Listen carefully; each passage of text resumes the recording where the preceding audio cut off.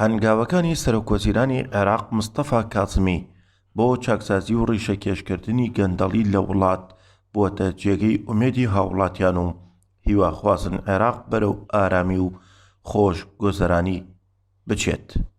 بالنسبة لي كمواطن عراقي صوت الشعب مثل ما نقول من وەک هاوڵاتیی عێراقی پێکەنانی حکوومەت و هەنگاوەکانی مستەفا کازمی سەرۆکوەزیران بەرەو چاکسازی بانگاوی باش دەبینم و تا ئێستا دەرەنجامی باشیان هەبووە. لەلایەکەوە دۆسەی زیاتر لە موچەیەکی فەرمانبەرانی کردوێتەوە و هەنگاوێکی تری گرنگ کە سەرۆکوەزیران ناوێتی کۆنتڕۆڵکردنەوەی دەواازە سنووریەکانە.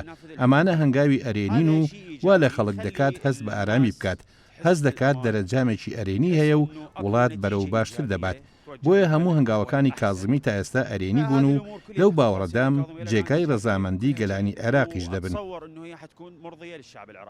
يعني إن شاء الله بوادر خير ونتمنى هذا الشيء إن شاء الله. پشت بەخوا هەنگاوەکانی کازمی بەرەو چاکسازی سەرەتایەکی پڕ لە خێر دەبێ بۆ عێراقیەکان، چونکە گەلانی عێراق زۆر ماندوون و دەیانەوێت کارێ بکرێت ماندوێتیان کەم بکاتەوە. خۆ ئەگەر هەنگاوەکانی کازمی هەنگاوی سەرەتاییش بن ئێمەی گەل هاوکاری دەبین.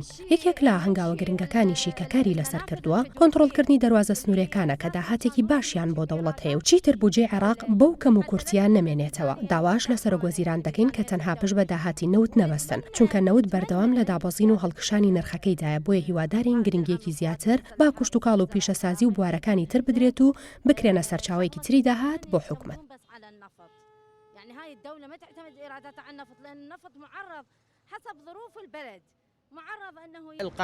القرارات هي مهمة وجديدة. هەست دەکەم ئەو هەنگاوانەی کە بەڕێز سەرۆکوەزیران کاریان لەسەرکات هەنگاوی گرنگ و پڕبایەخن و هەست دەکەم کە ڕاشکاوانە کە لەسەر ئەو دۆسیانە دەکات کە بۆ حکوومەت و گەری عێراق پێویستن. سەرۆکوەزیران هەنگاوەکانی بەکردداری دەکات و ئێمەی گەیاندوێتە ئەو باوەڕێی کە بەڕاستی کا لەسەر بەرەنگاربوونەوەی گەندەڵی دەکات. هیوادارین لەو کاریدا سەرکەوتوو بێ و بەرەنگاری ئەو لایەنانە بێتەوە کە زیانیان بە عێراق گەیاندووە.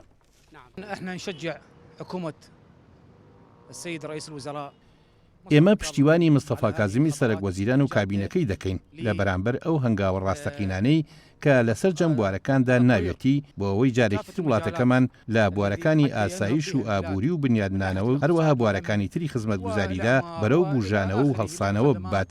بۆیە ئێمە پشتیوان و هاندەری حکوومەتەکەی بەڕێز کازمی دەبین لەو هەنگاوانەدا کە دەستی پێکردووە.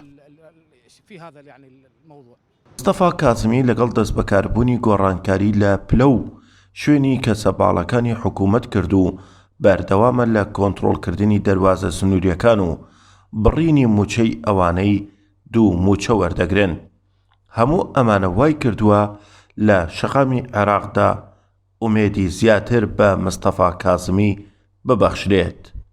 بە مۆشێخانی گەلی کوردستان، بەغداد.